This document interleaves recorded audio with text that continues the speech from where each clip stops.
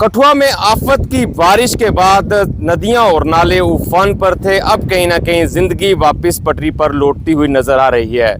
इस समय हम सहार खड्ड में हैं। सहार खड्ड ने किस तरह से तांडव मचाया था ये हमने आपको रिपोर्ट्स में दिखाया था। सामने की तस्वीरें मेरे सहयोगी दिखा पाएँ तो सामने जो वो पुल है जम्मू पठानकोट राष्ट्रीय राजमार्ग का, जो पुल धंस गया है, क्षतिग्रस्त हुआ है। और उसके बाद ये दो इमारतें हैं जो सरकारी कार्यालय हैं, आयुष डिपार्टमेंट का बिल्डिंग है, इसके साथ आगे की जो बिल्डिंग है वो बिजली विभाग की बिल्डिंग है।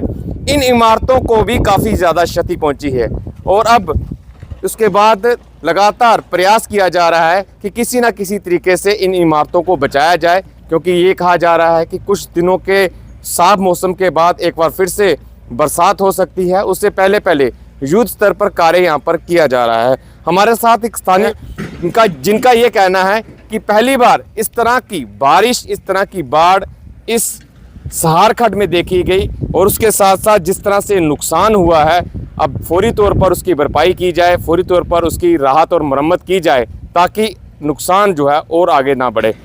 सर, क्या नाम है आपका? मेरा नाम मुल्खराज शर्मा। क्या इस तरह पहले कभी देखा आपने? सर, मैंने कभी, मेरी उम्र भी 75 साल हो गई है, लेकिन मैंने कभी इतना बड़ा फ्लड नहीं देखा।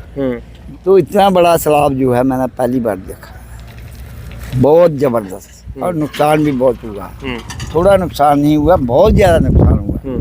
इतना नुकसान पहले नहीं कभी हुआ। कभी देखा? पहले देखा ही नहीं। 75 साल उम्र हो गई है, कभी देखा ही नहीं मैंने। इस फ्लड ने कान को हाथ लगा। तौबा। लोगों ने भी बहुत बुरा वो किया है। दो जो है ना, ये जगह अपनी बना रहे हैं, रोज कर रहे हैं, लेकिन हमने कभी ऐसे काम नहीं किया। ये देखें, बड़े बड़े टावर जो हैं वो ये बहकर इस पानी के सैलाब में यहाँ पर पहुँच गए। बड़े बड़े पेड़, बड़े बड़े दरख्त और खंबा भी आया है एक बड़ा। हाँ, टावर की बात की, बड़ा टावर 60 kg है, जब पता नहीं कितना है। कभी पहले इस तरह का यहाँ पर? सर, कभी नहीं देखा। इतिहास बना है? मैं इतिहास से भी ज्यादा बना है ना। हाँ, ऐसा काम नहीं देखा हमने, कभी नहीं देखा।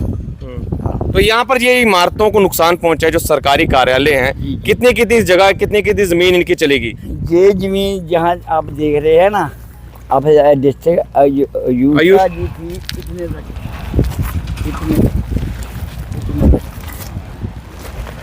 ये तो कम से कम 20 से 25 फुट जगह, ज़्यादा जनाब को 30 फुट ही चलेगी। 30 फुट जगह चलेगी। इधर मैदान था, आगे रास्ता भी था, इधर गेट लगा हुआ था, तो इधर से गेट लगाया था। एक बिजली का बहुत बड़ा ट्रांसफार्मर भी था यहाँ पे, वो बच गया है। वो मेरे लड़के ने उसको टेलीफोन किया। ये देखें, अब बिजली की तारें जो हैं वो टावर की आए हैं, बड़े खंभे की, जो उधर से आया है ना। मेरे लड़के, तबाही काफी ज्यादा हुई है, बहुत ज्यादा जनाब। उन्होंने ये बचा लिया, उसने इसको टेलीफोन किया, एक्शन को, डी के कौन होता है, एक्शन होता है। उसने टेलीफोन किया कि आपका खंभा अब वो जा रहा है ट्रांसफार्मर।